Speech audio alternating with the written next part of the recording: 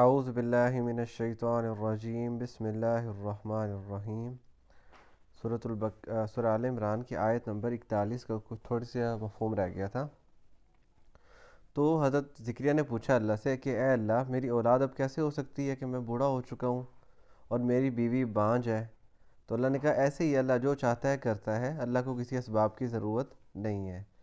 اور پھر کہنے لگے، زکریا نے کہا کہ بھی اے اللہ میرے لیے کوئی نشانی بتا دے تاکہ یقین ہو جائے کہ بھی یہ جو الہام ہو رہا ہے یا جو بھی مجھے آواز سنائی دے رہی ہے وہ تیری طرف سے ہی ہے، وہ کوئی شیطان کی طرف سے نہیں ہے۔ تو کہنے لگا کہا مطلب وہی آواز دوبارہ سنائی دی کہ تیرے لیے نشانی یہ ہے کہ تو 3 دن لوگوں سے بات نہیں کر سکے گا مگر اشارے سے کر سکے گا، اور اپنے رب کو یاد کر صبح کو اور شام کو، اور تسبیح کر، اپنے رب کو یاد کر اور تسبیح کر صبح شام۔ اصل میں یہ ایک میں تفسیر میں پڑھا تھا، اس میں یہ ہے کہ یہ جو علیحدہ سے ذکر کیا گیا ہے نا، تسبیح کر اور اللہ کا ذکر کر، تو اس سے مراد یہ ہے یہاں پہ ذکر کرنے کا کہ تو لوگوں سے بات نہیں کر سکے گا، البتہ تسبیح کر سکے گا۔ مطلب حضرت زکریا کے بارے میں بھی وہ ویسے نہیں بات کر سکتے، لوگوں سے کلام نہیں کر سکیں گے ان 3 دنوں میں، ہاں البتہ وہ تسبیح کر سکتے ہیں، وہ اللہ کا ذکر کر سکتے ہیں، اس میں ان کی زبان، ان کی قوت گویائی نہیں سے محروم نہیں ہوں گے وہ۔ اور جب ایسی نشانی ہو جس میں قوت گویائی عام دنیاوی چیزوں کے لیے چھین لی جائے اور صرف اللہ کی یاد کے لیے، اللہ کی تسبیح کے لیے رہنے دی جائے، تو یہ شیطان کی طرف سے ہرگز نہیں ہو سکتی۔ اس وجہ سے یہ کہا گیا ساتھ کہ بھی تو لوگوں سے بات نہیں کر سکے گا اشارے سے، ہاں البتہ تو ذکر کرو اللہ کا بہت زیادہ، اور صبح شام اللہ کی تسبیح بیان کرو۔ تو اس سے کنفرم ہو جائے گا کہ بھی یہ اللہ کی طرف سے ہے، یہ شیطان کی طرف سے نہیں ہے۔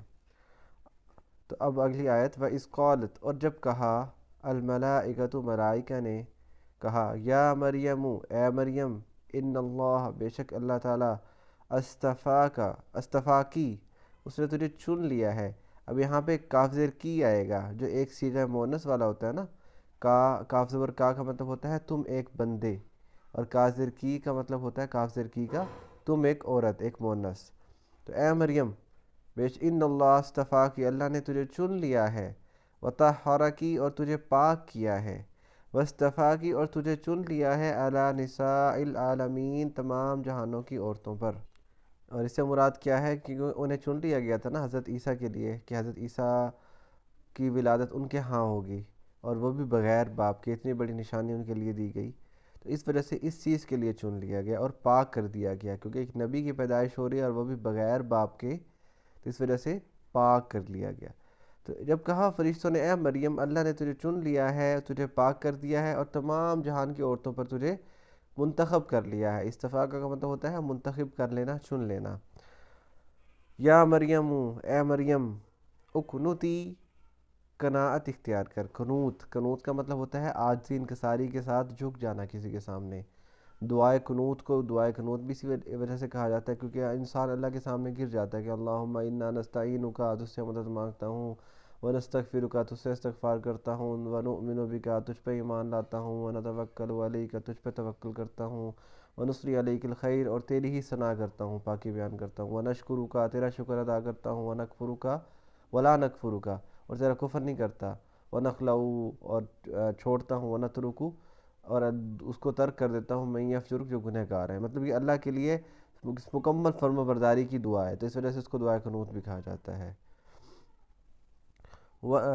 لربی کا، اپنے رب کے لیے فرما بردار بن جا، وسجدی، اور سجدہ کر، ورکعی، اور رکوع کر، مع الراکعین، رکوع کرنے والوں کے ساتھ۔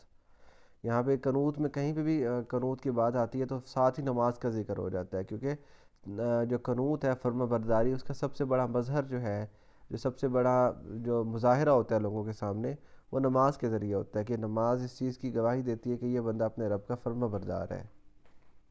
تو اس وجہ سے کہا کہ بھی تو اپنے رب کے لیے سجدہ کر، رکوع کرنے والوں کے ساتھ۔ اور یہ کیوں کہا؟